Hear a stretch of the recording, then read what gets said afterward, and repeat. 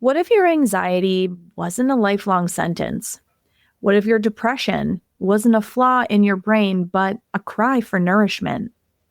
And what if the path back to yourself didn't begin with a prescription, but with your biochemistry? This week on Reproductive Rebel, I am joined by functional nutritionist Laurie Hammer, a woman who is revolutionizing the way that we understand mood, mental health, and the root causes of anxiety and depression.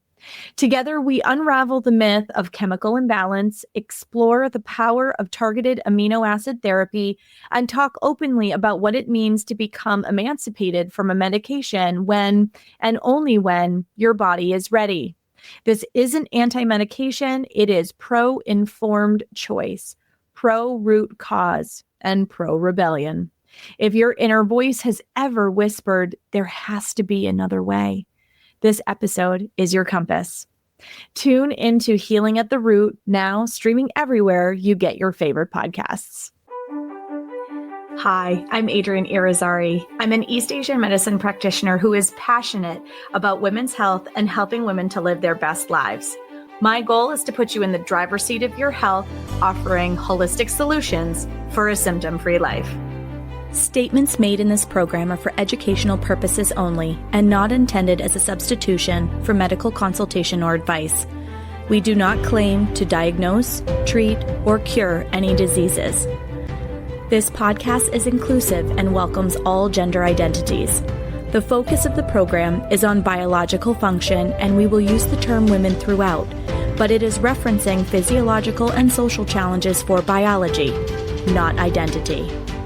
Come as you are, I am happy you're here and welcome all performances of identity. I hope you find something helpful in this show.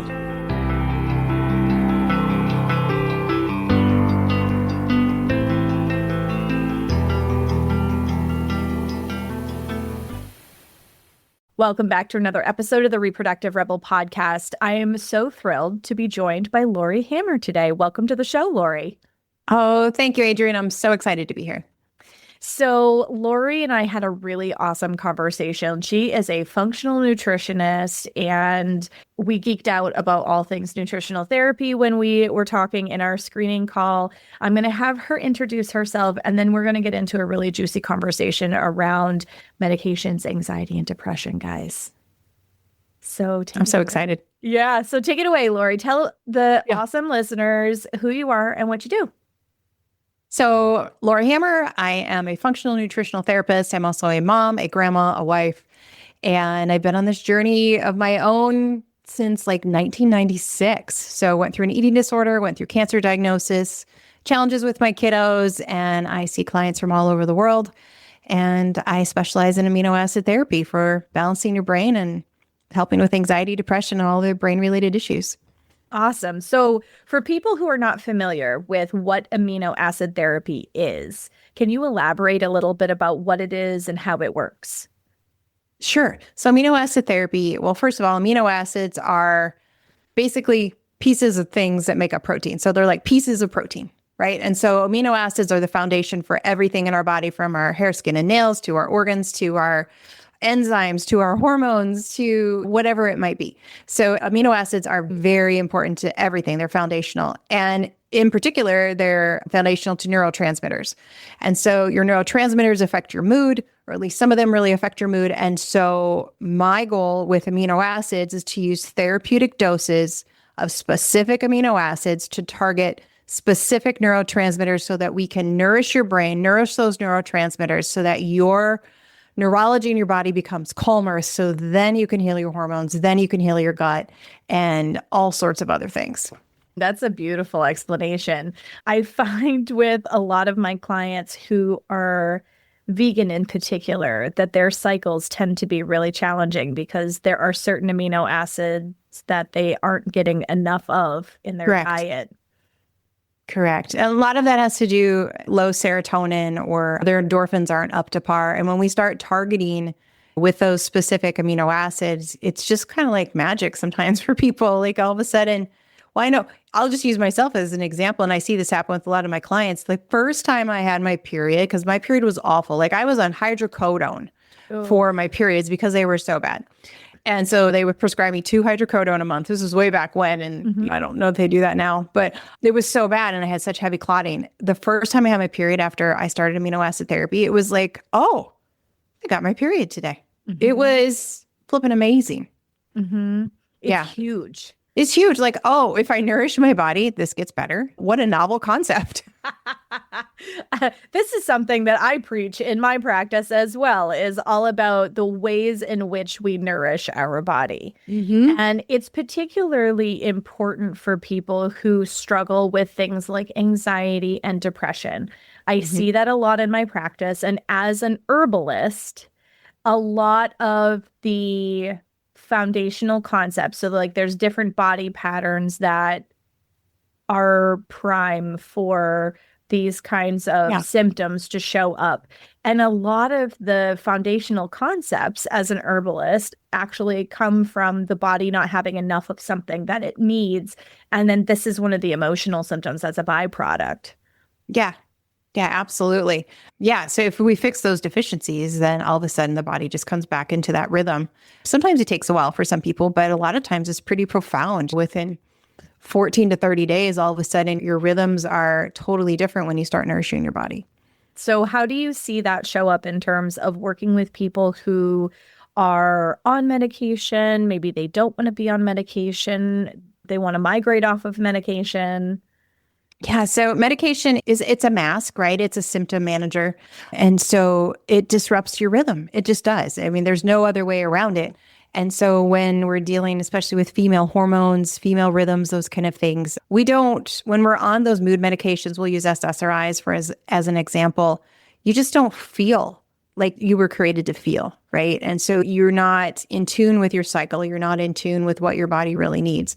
And so I have most of the time people come in, actually all the time, nobody wants to stay on their medication. Nobody wants to be on these mood medications. So I never get anybody that's like, hey, help me with my nutrition so I can stay on these meds. It just doesn't happen. And in fact, everybody's like, I don't want to be on these meds because I don't like the way I feel on them, or I can't feel. I feel so flat, or now I'm more anxious than I was before I went on this SSRI, right?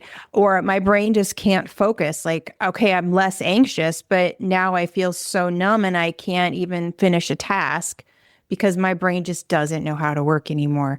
And so the goal is that we nourish your brain so that you have that ability to get off those medications. And as you're tapering off those meds with your primary practitioner, that you don't have the withdrawal effects that often come when you're getting off of these medications. And I have people that have been on these medications since the early 90s. They've been on these for decades, and they're never meant for that, but that's the way that they've been misused. And I feel it's medical malpractice.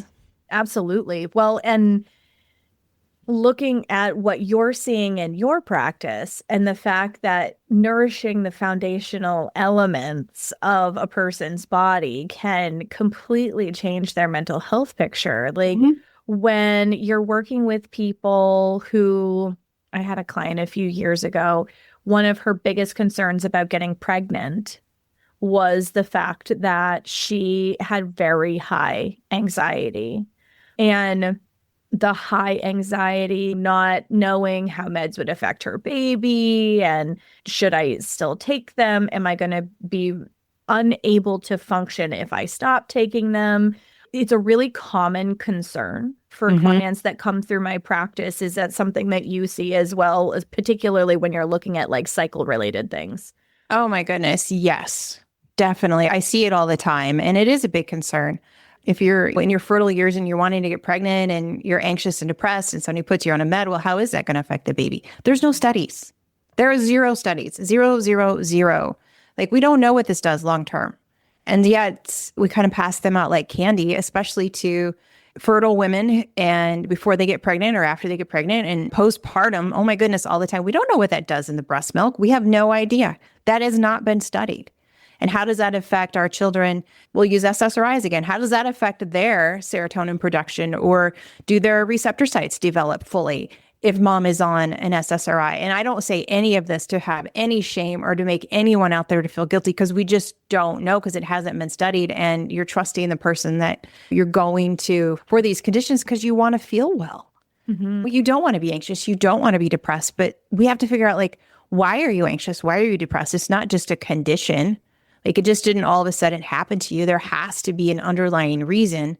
So when I use amino acid therapy, because it's just pieces of protein, right? It's not going to be toxic. Do I use some precaution with pregnant and nursing women? Of course we do. We navigate all of that. But would you rather be on an amino acid or would you rather be on a medication that's never ever been studied before, right?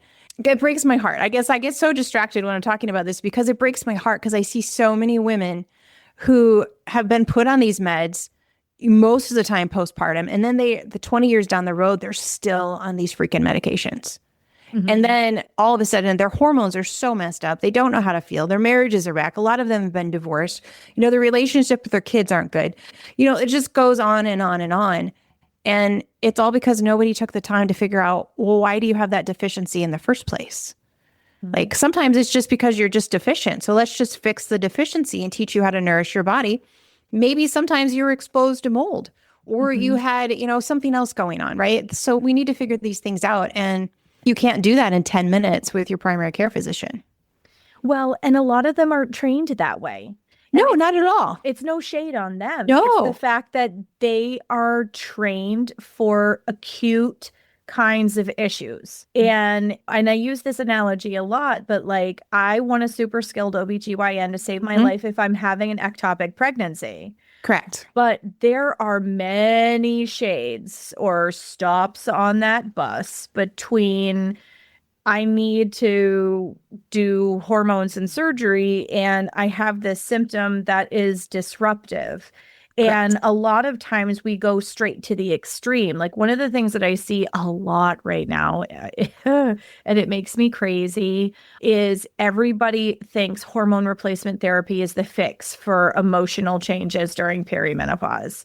Yes. And is there a small portion of the population that needs hormone replacement therapy? Yes, but there's certain circumstances that lead to that. But we're naturally supposed to have this hormonal change happen in our body. Yes. Now, is there a care and use manual for a perimenopausal body? Yes. You need more of certain things, less of certain things. Yes. Your care and use has changed from the way that you used to take care of yourself when you were in your 20s. However, medications like SSRIs are not always needed, generally not needed, if the body is provided with the tools that it needs to thrive. Yes. Yes. And we're not taught that. One, we're not taught to change our rhythm. We're not taught to look at the next page in the manual, right? We're just like, if you can do it at 25, you should be able to do it at 45. That is not true, right? And we've been lied to. I mean, we have not been taught well, and we have been lied to so many times over and over again. Our bodies are completely different than a man's body, and we have different rhythms and different needs. And because even the labs are based on healthy males, not females. Let's just be really honest. And so even functional labs, they're not a separate functional lab for females or not a separate functional lab for men. There just isn't. There's just kind of like this range, which is helpful, but not great. Yeah, you can't fast the same. You can't eat the same. You can't sleep the same. Like I'm 52. I need more sleep now than I ever did before. I just do. Sister right? Sleeps for me. Yeah, I just do. And my husband doesn't need as much. And he could stay up later and he still feels fine. I don't feel fine, right? In fact, this is taboo. I'm sure this is. Maybe you'll get some comments on this one, but we don't sleep in the same bed anymore. Not because we don't like each other and we're not attracted to each other. It's because I need sleep and I find him more attractive and I like him better when I can get 7 to 8 hours of sleep. Because if he sleeps with me, I don't sleep because he snores. He's super hot. The list could go on and on. I need the window cracked. Not because I'm having hot flashes, but because I sleep better. I just want the cooler environment. He doesn't want it. So we just sleep in separate bedrooms. And you know what? It works.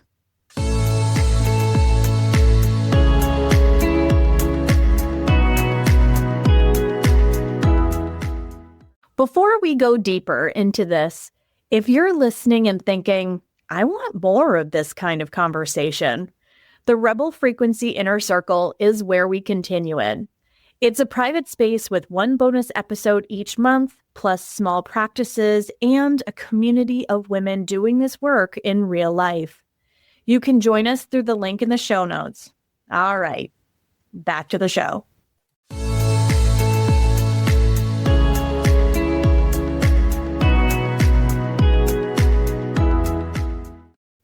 I've heard a lot of people saying that, actually. And a lot of times that transition starts happening around perimenopause, because maybe you're not having hot flashes, but from my Chinese medicine training, like that half in, half out of the covers is showing that you're running a little warmer, even if you're not in a full-blown hot flash. Exactly. There's exponentially high numbers of women in perimenopause and postmenopause that are finding themselves on mood medications and other kinds, like antidepressants. Like, we collectively, and I think it's one of the biggest crimes against humanity, but honestly, it's a means of control, right? Whoever controls the narrative controls the conversation. And hence why this show exists, because I want people to know how to care for their bodies, and that you aren't little men and you do need different things at different phases of your life. And when you're preparing for pregnancy, like, these amino acids are going to help when you are cycling. It's going to help your period to function better. You're going to have fewer symptoms. Like, all of those things are good. And I operate on that same philosophy when I work with people as a Chinese nutritional therapist. But in pregnancy, food is medicine also. So when you're talking about pieces of proteins, you're literally talking about pieces of food. Yes. So you're using food to support the performance of your body, especially when there's such a big draw on your system during pregnancy. And from my experience, and I'm sure you see it too, the rise of postpartum anxiety and depression is due to the level of depletion that someone's experiencing when they come through that whole process. Yes, 100%. So then fast forward, we're hitting perimenopause, which is rude because usually there's teenagers that have things to say at the same time that you're going through your own set of that puberty. is true.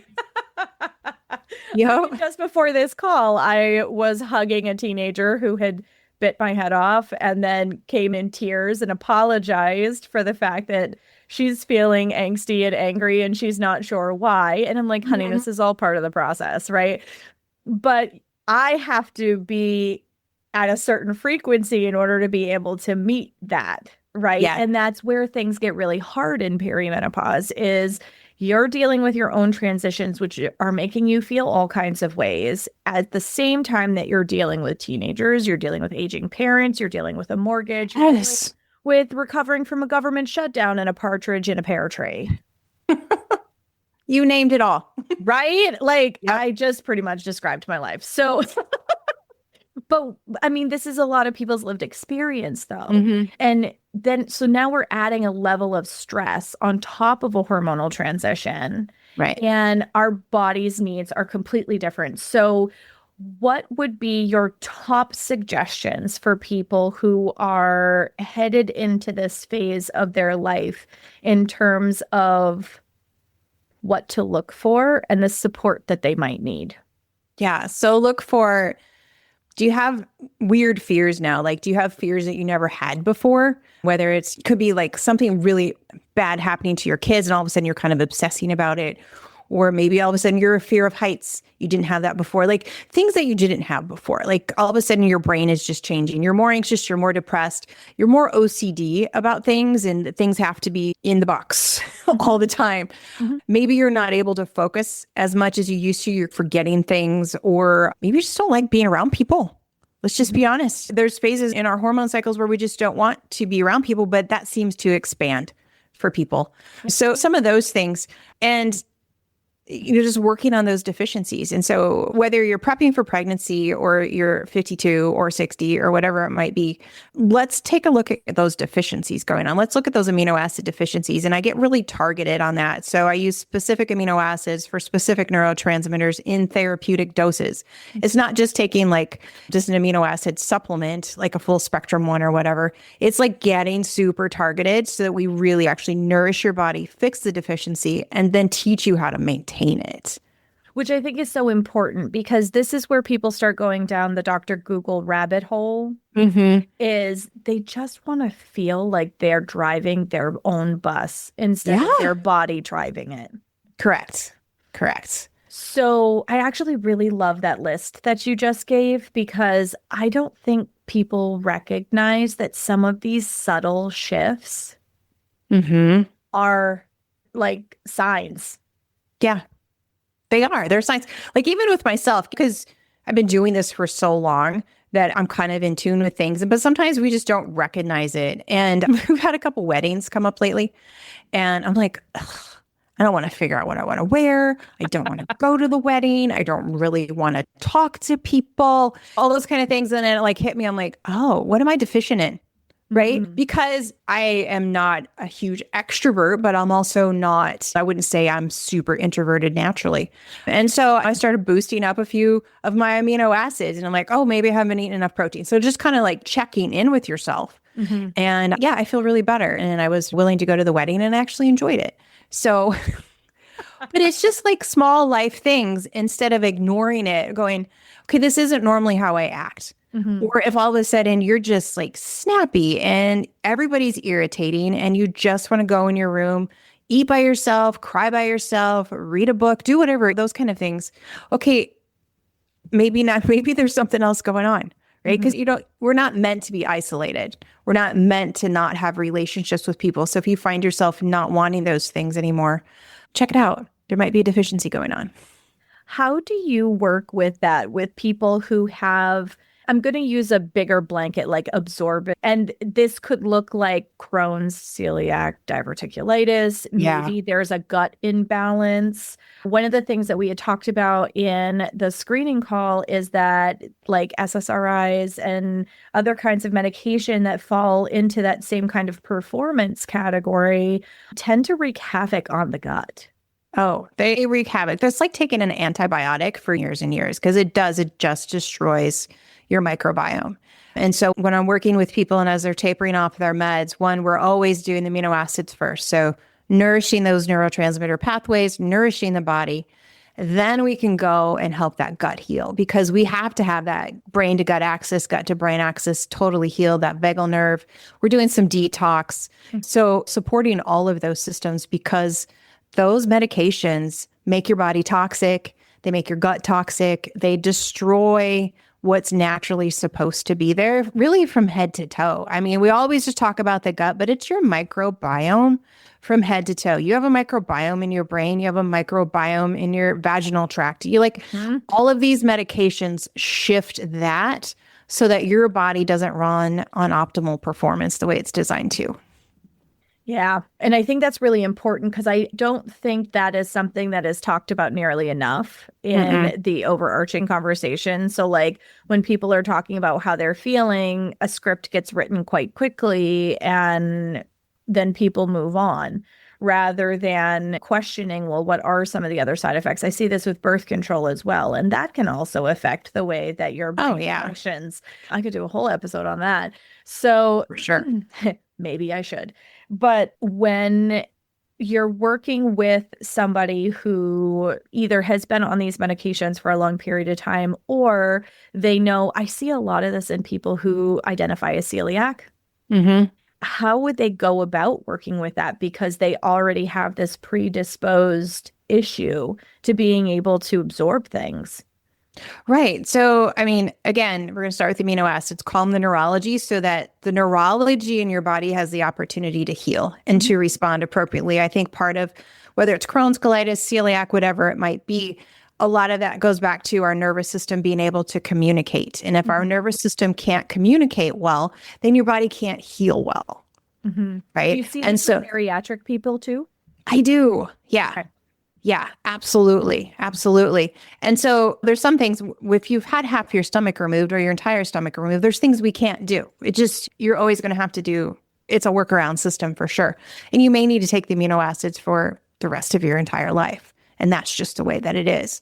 But when we're healing the gut, whether it's celiac or Crohn's or whatever it might be, I find that when that nervous system is calmer, then more healing can happen, then more absorption happens. And I just kind of, I have celiac myself, my kids have celiac, just kind of see monitoring what's going on. Even though my son's going to be 27, I still like really pay attention to him. And I'm like, I don't think you've eaten enough protein lately. Are you taking your digestive enzymes?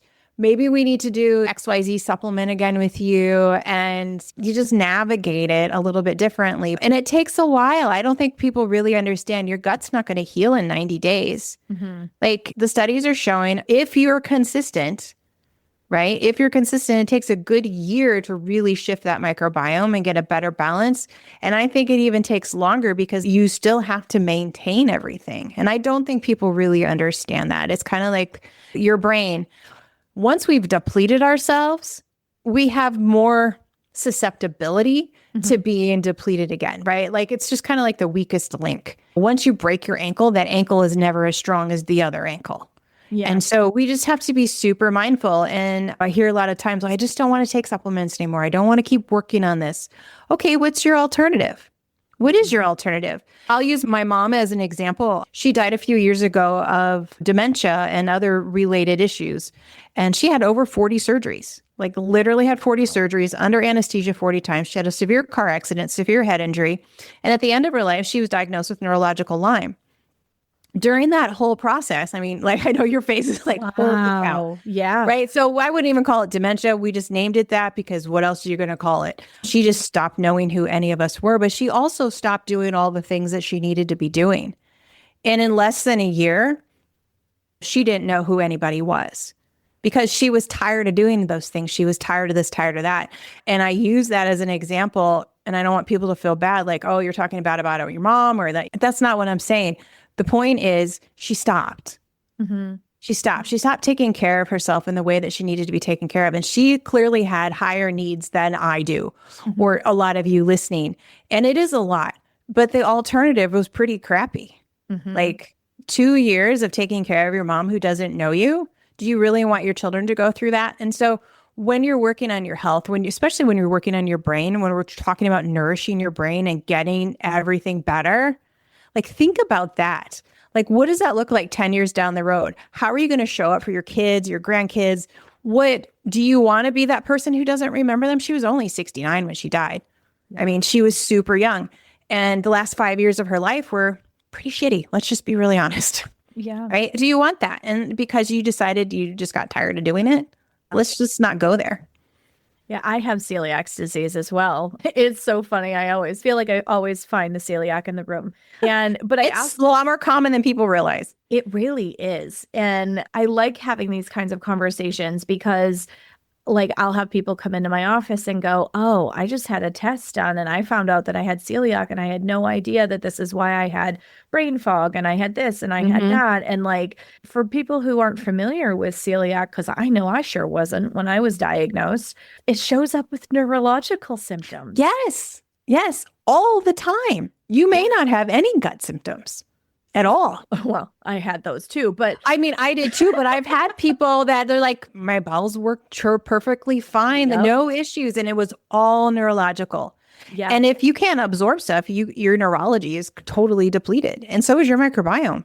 Oh, it was awful. When I was at the peak of everything, not only did I have migraines, but like my husband would look at me and be like, I'm not even going to keep talking because I can see the cloud roll into your eyes. So it like if I get cross-contaminated at a restaurant or something, which is horrible because I'm a foodie, but like he said he can see the cloud roll in because my eyes almost go vacant. Like the lights are on and no one is home. And that's how it feels. Like I can't, like it's stuck in the middle of a conversation. The word will be on the tip of my tongue. I can't pull it out. And people don't realize like it's not just like a gut thing.